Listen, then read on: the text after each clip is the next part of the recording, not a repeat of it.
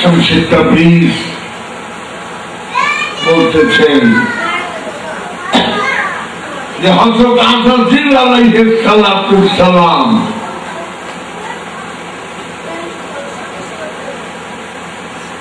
ফেরেশতাদের সরদার ছিলেন,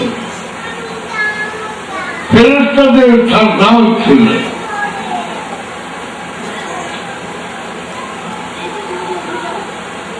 তাকে বলা হলো তুমি আদমকে সেজদা দাও। সবাই সেজদা দিল, শুধু ইবলিস বা শয়তান সেজদা দিল না, অহংকারী। শামসুল তাবরিজ বলতেছেন যদি সেজদা দিয়ে দেয় আল্লাহ দুনিয়া তৈরি করতে পারে না।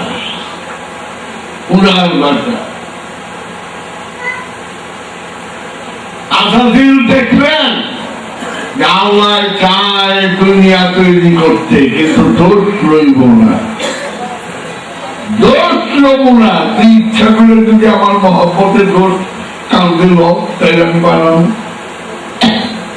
আমি ছেলে শুনে বিষ করেছি পান, প্রাণ দিয়ে সপেছি আমার এই প্রাণ। তুই যদি ইচ্ছা করে দোষ তাই আমি বানাবো, আল্লাহরে বানাবো। তাই শামসুল তাবরিজের ভাষায় হযরত আযাজিল ইচ্ছা করে সেজদা দিলেন না, ইচ্ছা করে লানতের তক্তা কামড়ে দিলেন।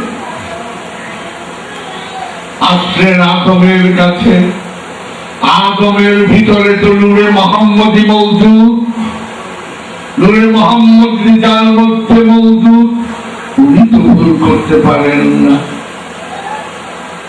উনি ধ্যানস্থ হয়েছে, দেখেন আল্লাহ চায় আমি গন্ধমটা খাই, কিন্তু দোষ রইব না।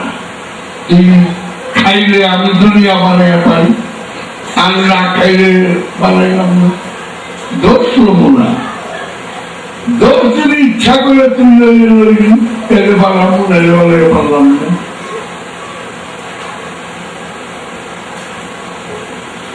আদম চেয়ে দেখলো আযাজিল ভাই কলঙ্কের তিলক কাঁধে নিল, কপালে নিল, আর আমি একটু গন্ধম খাইলে তো দুনিয়া তৈরি করতে পারে। তাই জেনে শুনে আদম গন্ধম খাইল, আল্লাহ দুনিয়া তৈরি করল। এইভাবে যদি শামসুল তাবরিজের কথাগুলো এইরকম, সুতরাং এগুলো অনুবাদ করলেও একদম অচল কথা, এগুলো আমাদের চলবে।